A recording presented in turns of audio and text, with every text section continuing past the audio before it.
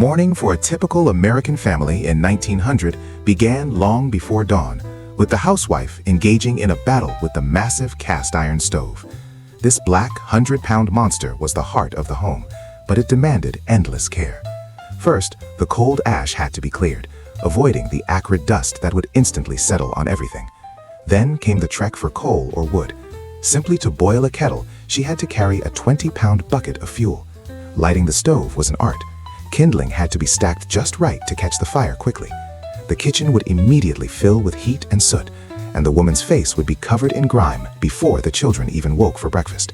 It was a daily ritual that allowed no laziness and required immense physical strength. Monday across America was officially laundry day, and for most women, it was the hardest day of the week. The entire process was manual and grueling. First, water was heated in huge copper boilers, carried from the well by the bucketful. Laundry was sorted and soaked, followed by the true torture, scrubbing against a corrugated metal washboard. The coarse fabric of men's work clothes and heavy sheets was rubbed against the metal until knuckles bled. Soap was often homemade from fat and lye, ruthlessly eroding the skin and leaving hands red and swollen. By noon, the entire house was filled with the acrid smell of hot suds and dampness, and the woman was so exhausted she could barely lift the heavy basket of wet laundry to take it out to the sunny yard. As the sun set, American homes were bathed in the dim yellow glow of kerosene lamps, which housewives called their daily curse. Caring for them was a messy, tedious job that couldn't be ignored. Every morning, the glass lamp chimneys were covered in sticky black soot, which had to be scrubbed with newspapers or rags to a perfect shine. Wicks had to be carefully trimmed with scissors. An uneven edge meant even more soot and flickering light. Filling the reservoirs with kerosene required a steady hand, as any spilled liquid instantly soaked the floor with an acrid smell that wouldn't leave for days. These lamps were not just a light source, but a constant fire hazard.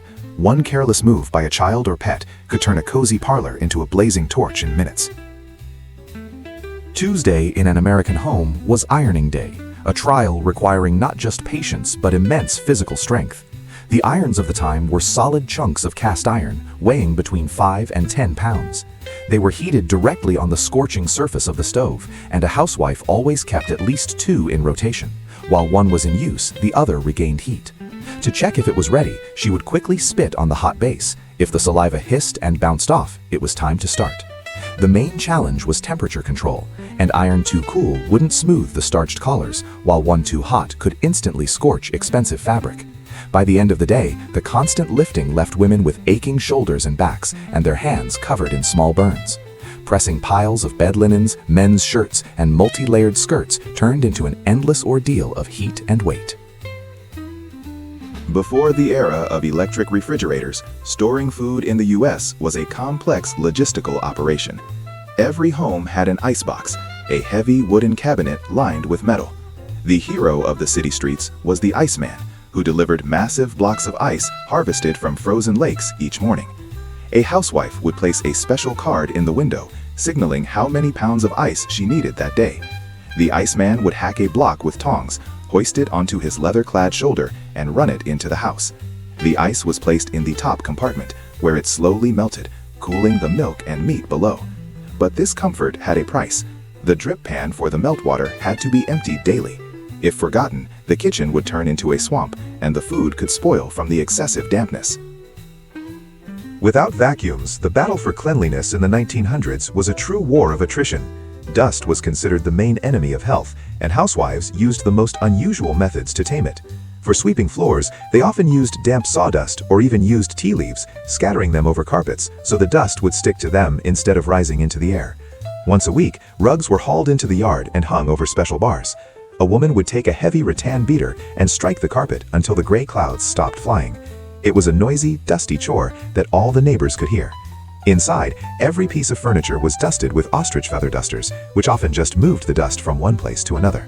Cleanliness in the 1900s wasn't just about aesthetics, it was the result of daily swinging of brooms and beaters. In 1900, kitchen progress was measured not by horsepower, but by the complexity of gears and the strength of your arms. Women of that time were true operators of manual machinery. To bake a simple pie or prepare a Sunday dinner, one had to activate a dozen different gadgets. Cast iron meat grinders clamped tightly to table edges, and bulky hand mixers with crank-driven whisks were the standards. Whipping egg whites for a cake could take 20 minutes of non-stop cranking. Coffee wasn't sold ground. Every morning began with the rhythmic screech of a wall-mounted grinder. Even pitting cherries or peeling apples required dedicated mechanical devices.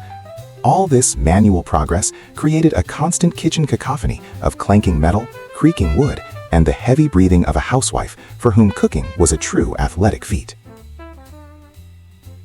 In the 1900s, clothing was a valuable asset, not a disposable commodity. Most American families couldn't afford ready-made clothes from department stores, making the Singer sewing machine the most expensive and vital household item after the stove. Women spent hours hunched over their work, turning old men's coats into children's jackets and endlessly darning linens. The machine was powered by a foot treadle. The rhythmic thud of the needle and the rocking platform accompanied every evening. It took perfect coordination to turn the wheel, pump the pedal, and guide the fabric all at once. Sewing was a matter of survival. Clothes had to last for years, repaired until the fabric literally fell apart. The craftswomen of that era could recreate Parisian fashions for magazines using only cheap calico and sheer persistence, turning home sewing into a high art of economy. Long before supermarkets, the path of food to the table was long and labor-intensive. If a household kept a cow, churning butter became a mandatory weekly chore, often assigned to children. One had to move a heavy wooden plunger up and down in a tall, narrow churn for hours until the cream finally broke into thick yellow clumps. It was monotonous work that made arms ache. The finished butter was salted and stamped with ornate wooden molds. Anything not eaten immediately went to the cellar, the only place where the earth's coolness kept milk and vegetables alive. The cellar was the home's sanctuary, lined with heavy clay crocks and glass jars of preserves. The smell of damp earth, pickles, and fresh milk was the scent of a prosperous home.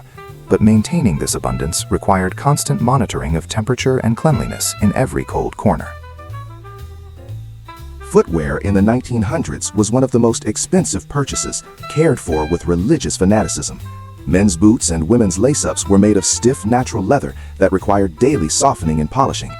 Each morning began with cleaning the entire family's shoes. Thick black wax was applied with stiff brushes, followed by the real work, buffing with velvet or wool to a mirror shine. Women's boots had dozens of tiny buttons requiring a special steel button hook. Without it, fastening them was physically impossible. Getting caught in the rain was a disaster. Leather had to be dried slowly away from the stove, or it would crack and become stone hard. Polished shoes were the primary mark of a respectable person, a shine achieved through calloused hands and the pungent scent of tar in the hallway. Even in cities, most American families in the 1900s turned their backyards into mini farms. Gardening wasn't a hobby, it was a guarantee of food on the table through winter. Spring and summer were spent in a never-ending battle with weeds and drought. Women and children spent hours with hoes, hilling potatoes and planting endless rows of beans and cabbage. Watering was a separate ordeal. Water was carried in buckets from a hand pump that had to be cranked to exhaustion. Every fallen apple was gathered, every bunch of herbs was dried. The garden was a place of hard labor under the scorching sun, yet it provided a freshness that couldn't be bought at a store. It was a cycle of life, horse manure for fertilizer, and surplus crops preserved in basement jars, creating a fragile yet vital balance of family food security. Evening in a 1900s home was a time of silence and very dim light. After the heavy chores ended, the family gathered around a single kerosene lamp in the parlor. Electricity had not yet allowed rooms to be flooded with brilliance, so people lived in semi-darkness. This was the golden age of reading aloud and board games. Men read newspapers, discussing news of early aviation or strikes, while women continued to work even during rest, their hands always busy with knitting or darning. Children played with wooden blocks or looked at pictures through a stereoscope, a device creating an illusion of 3D. Music in the home was live, a piano in the parlor for the wealthier, a harmonica or fiddle for others. In these long shadows and the soft whisper of turning pages, a special intimacy was born, one lost in the age of flickering screens. The most unusual and even frightening thing about 1900s life for us is the attitude towards hygiene. At the time, it was believed that frequent bathing drained one's vitality. A full bath happened once a week, usually Saturday night, with the whole family often using the same water in order, father first, then mother and children. But the real shock was the hair. Shampoos didn't exist. Heads were washed once a month at best. For shine and smell, they used ammonia, onion juice, or rubbed in raw eggs. Instead of toothpaste, they used a mixture of chalk and crushed charcoal, and deodorants were replaced by dried lavender pads sewn into dress armpits. Daily life in the 1900s was saturated with the smells of sweat, kerosene, and fried meat, a reality hidden behind beautiful lace and stiff collars.